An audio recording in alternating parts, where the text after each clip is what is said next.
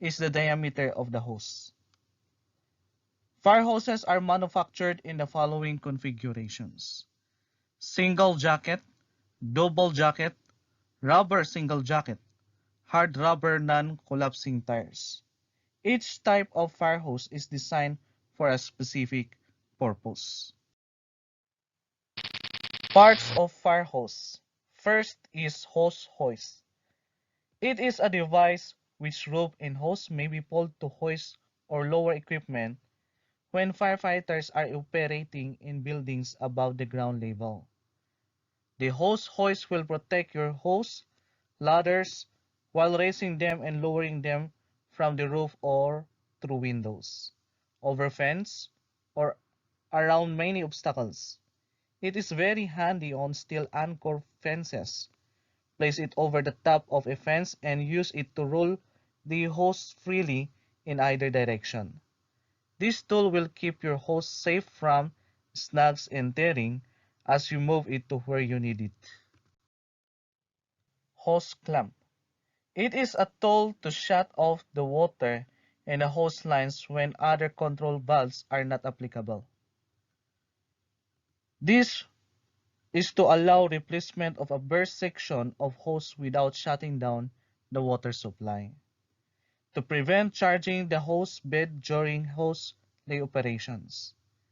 To allow extension of a hose line without shutting down the water supply, and to allow the advancement of charge hose line upstairs. Next part of fire hose is hose jacket. It is used to seal small cuts or breaks which may occur in a fire hose or to connect damaged couplings of the same size. All jacketed hose begins with a rubber inner or tube. This is what holds the water in the hose. A jacket is simply a protective cover for the rubber tube and does not actually hold the water. The job of the jacket is to protect the inner rubber tube from wear or cuts that will cause it to leak. Next is the hose spanner wrench. It is used to tighten or loosen hose couplings, but this versatile tool can be used to close utility cocks, pry, and hammer. Fire hose spanner wrenches are designed to provide reliable and effective functionality. Next part of fire hose is fire hose rams and bridges. It is also known as hose rams.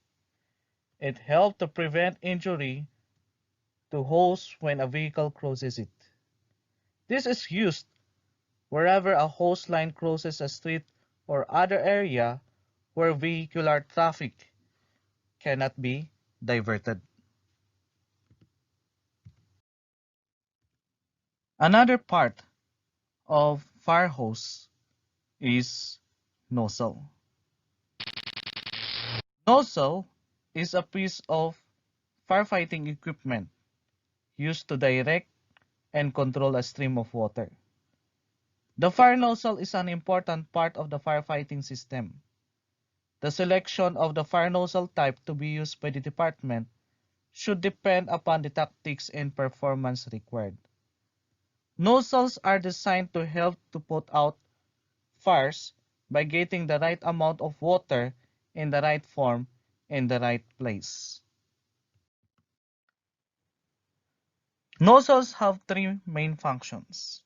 First, control flow. Second, provide reach.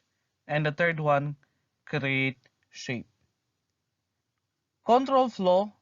The size of the orifice in the outlet of the nozzle controls the flow.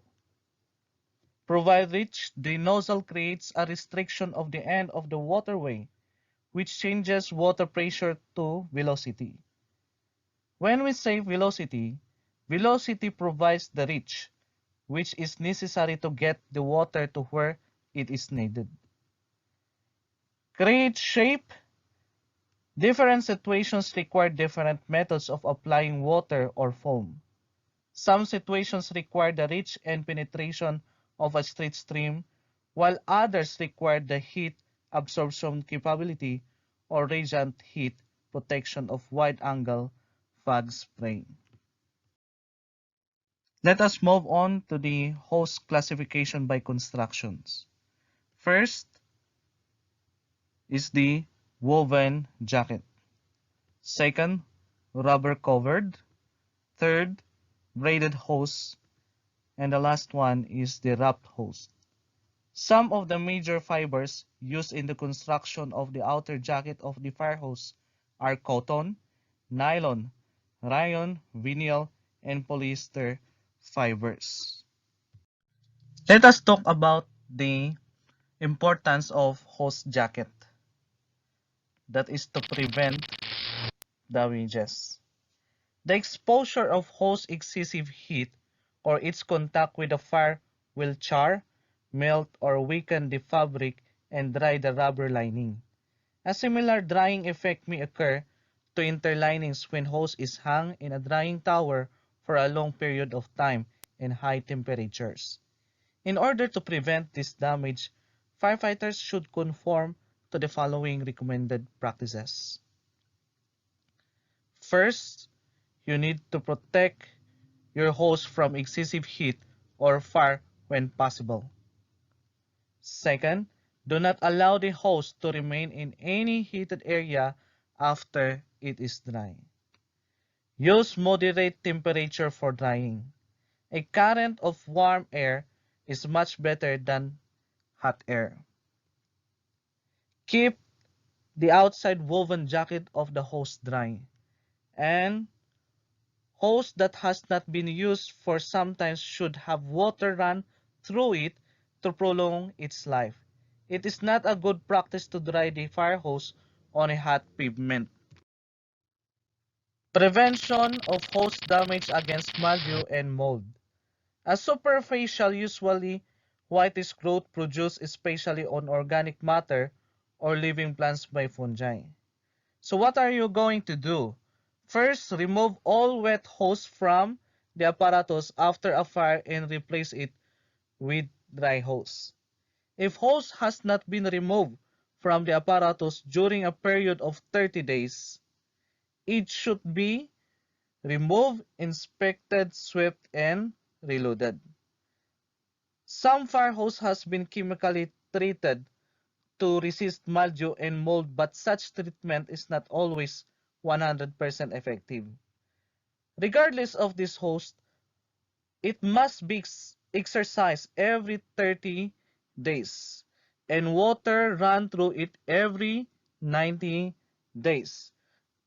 The purpose is to prevent drying and cracking of the rubber lining. Next is prevention against chemical contacts. First, thoroughly scrub and brush all traces of acid contacts with a solution of bicarbonate of soda and water. The soda will neutralize the acid. Second, guard against spilling gasoline on hose when filling the fuel tanks. Next, remove the hose from apparatus periodically, wash it with plain water and dry thoroughly. If the least suspicion of injury exists, the hose should be properly tested. Avoid laying hose in the gutter or where automobile have parked next to the curb because parked cars dip oil from the mechanical components and acid from the battery. Then runoff water from the fire may also carry various foreign materials that can damage fire hose. Thank you. That ends our presentation. Part 3 will be posted soon. God bless.